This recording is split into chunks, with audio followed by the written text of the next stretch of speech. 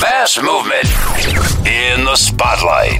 All right, tonight we are very lucky to be joined by Michael, Cera, and Portia Doubleday. How are you guys doing? Hey, man. Hey, great. Doing good. So, Portia, I got to ask you, because this is your first big film and stuff, and I was reading at school your theater professor gave you a D. Are you going to go to the teacher's lounge and, like, hang these posters up all over the place?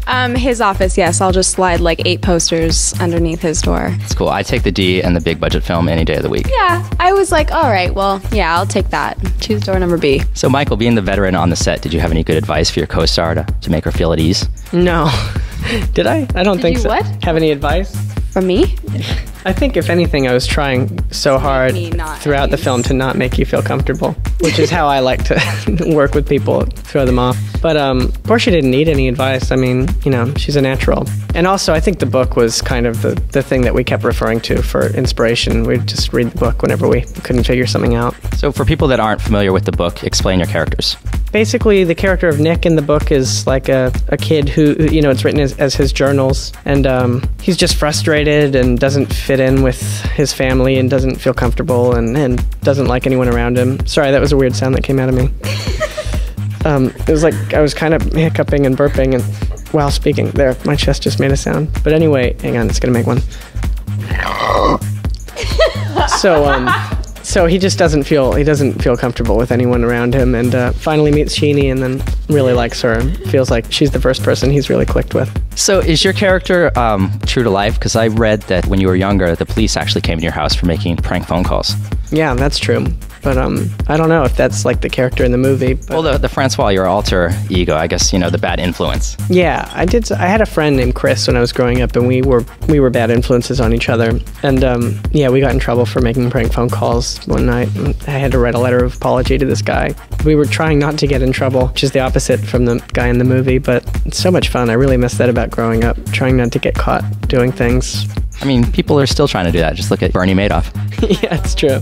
It's kind of the most fun part of life. Now you can really get in really bad trouble. The nice part about being under 18 was you could always be bad without actually being bad because your parents would have to take the responsibility for anything that you did anyway. Oh, that was so scary, just getting in trouble with your parents. I know. Yeah, I'd rather deal with the police than my dad. My dad, yeah. My mom was more of like the disappointment rather than the angry, which would make me feel even terrible, like, because then it puts the responsibility back on you. If you have something to rebel against, it's really nice. Like, remember when you were like 12 and you would do heroin in your friend's basement and like just try to listen for their parents coming? I know my mom would always tell me, just make sure you clean your needles and, you know, you and your friends will be okay. Cool. Of course. Your mom was cool with it. See, I had to keep all that stuff hidden. I was born addicted to heroin, so it wasn't such a biggie for me. Just picked it up. It's like the family thing. It's like the family thing to do.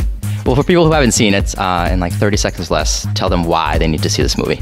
Well, you need to see Fred Willard on mushrooms. And it's got a unique voice. You know, we tried to make it as funny as the book and tried to take as much from the book as possible. And the book is so funny. So, yeah, go see it because it's funny, hopefully. Yeah, you never know what's coming. Like, the next scene is funnier than the one previous. Well, you don't want every scene to be funnier than the next one, than the one after it. Because then it's just steadily getting less Let's omit funny. that since Michael is torturing me for that comment. Let me rephrase.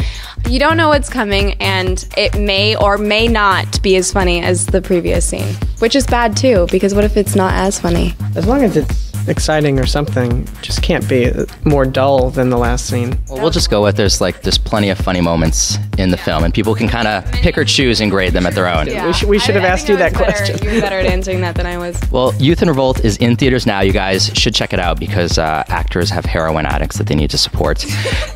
And Michael, Cera, Portia Doubleday, thank you so much for joining us. Thank you very much. Man. Putting the world's biggest stars at your fingertips. The Mass Movement with Joe Bermudez. Join the movement now at massmovementradio.com.